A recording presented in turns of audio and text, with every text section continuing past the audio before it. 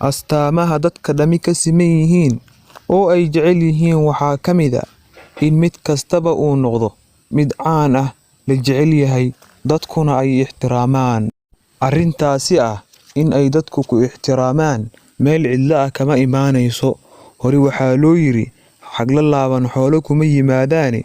Waxaa laga yaabaa xilliyada qaar in aad istiraahdo dadba uma baahni xumaantooda iyo samaantoodaba. Waxa aadna iloobaysaa in qof keligii noolaan karin. Asalka dabeecadaha aadamuhuna inay tahay bulshaabi. Haddaba waxaan idiin soo gudbinayaa ilaa 12 tilaabo oo aad ku gaari karto in ay dadka ku jeclaadaan ayna ku ixtiraamaan. Dhegeysi wacan, hana iloobin in aad channelka subscribe saarto, gambaleelkana furato sidaad u noqoto daawadaha u horeeya oo na daawado. Barkow run sheega noqo. Dadka qaar ayaa aaminsan in xeeladaysiga iyo qayaanadu ay yihiin wadada ugu fudud ee horumarka dhanka shaqada ah lagu gaaro. Mararka qaar inaad dallacdo way dhici kartaa, laakiin guusha nooca oo kale ah lagu gaaro waa mid aan waqti dheer sii jireynin. Ogow, arsaaqada wadada ugu fiican ee aad ka heli karto waa in Allah subxaanahu wa ta'ala wuxuu raali kaaga yahay aad qabato, maadaama markasto ay kuu qoran tahay oo ayna meelna kugu seegaynin. Lambar 2, ballamahaaga fuli. Haddii aad ballamaha aad ka qaado macaamiishaada aad fulin weydo, sumcadaada suuqa ayaa xumaanayso.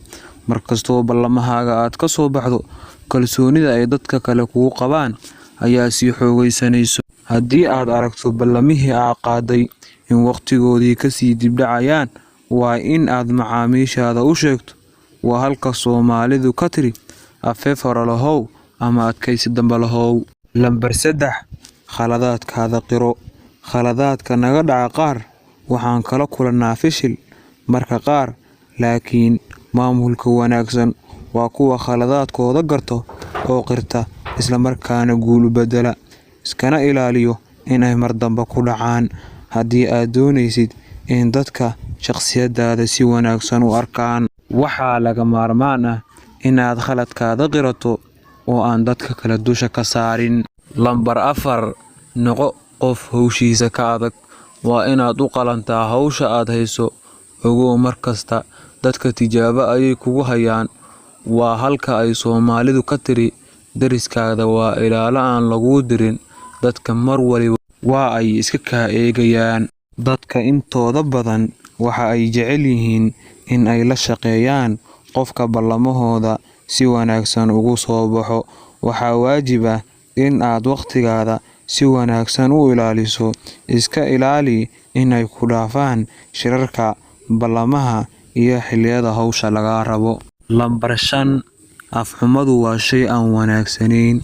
Erayada afkaada ka soo baxayo waa in ay noqdaan kuwo miisaaman. Haddii aad noqoto shakhsi dadka badankood ay ugu barteen hadallada aan wanaagsanayn, ogow cid waliba way ku xaqiraysaa oo cid ku qiimeynaysa ma jirto. Qofka doonto ahow. Lambar 6, khilaafka si xigmad leh u dhamee. Soomaalidu waxa ay tiraahdaa carab iyo ilko ayaga iskugu dhow, ayagana waa ay isqaniinaan. Sidaa daraaddeed ha xanaaqin markii aad aragto qof ra'yigaaga ka soo horjoodo. Qanci dadka kugu hareeraysan. Mar waliba eeg halka ay iskugu imaan karaan oo ay ka midaysan yihiin. Hadalkaad sheegaysana mar walba xujo u raadi oo meel adag ha ku tiirsanaado si ay dadka kula qaataan. Lambar 7, ka fogow dirdilaalanimada. Qofka xumaan ha ka sheegin haddii uu maqan yahay iyo haddii uuba joogo. Mushkiladaha idin ag yaalo sidii doontaba ha ahaatee, arrintaasi waxa ay keenaysaa inuu xiriirkiinii burburo mustaqbalkana waxba kama faa'iidaysid oo markastaba xumaanta adiga ayay kugu dambeynaysaa. Lambar 8, noqo qof aan isla weyneyn. Markasta ma sahnaan kartid, wax kastana uguma fiicnaan kartid. Qof waliba wax baad ka kororsan kartaa. Kalsoonidu kama dhalato inaad wax walba ku fiican tahay, ee beddelkeedu waxaa sareynta lagu helaa isdhuldhigga iyo inaad dadka kale ixtiraamto.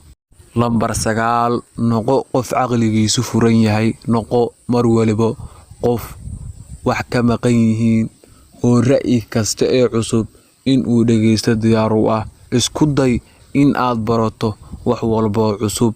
Arrintaa waxa ay kobcinaysaa caqligaada iyo xiriirka aad la leedahay dadka kale. Lambar 10 dadka kale tusaale fiican u noqo.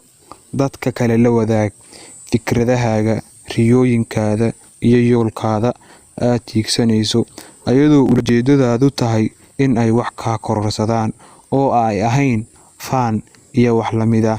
Dhiirigeli dadka kale si ay u gaaraan hadafkooda nolosha una xaqiiji hadafkooda. Lambar 11 cadowgaaga si u qalanta ula hadal. Halkan waxaa soo gelayso mahmaah Soomaaliyeed ah cadowgaaga caana macaan ayaa la siiyaa. Mararka qaar waa inaad naftaada wanaagga ka sheegtaa.